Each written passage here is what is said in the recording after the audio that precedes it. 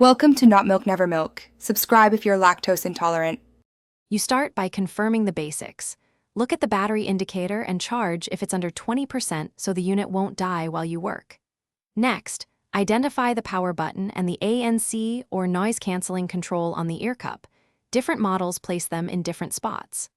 Once done, set the headphones on a flat surface and keep your connected device close so you can confirm settings change. This lets you move straight into switching modes without interruptions or guesswork. Now perform the actual toggle.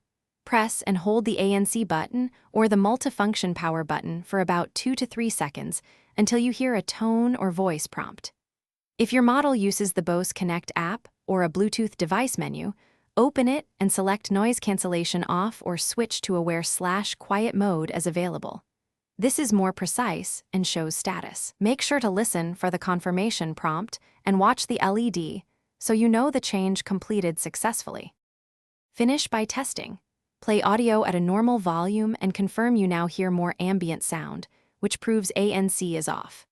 If noise canceling still seems active, power cycle the headphones, turn off, wait 10 seconds, then turn back on, and repeat the ANC toggle.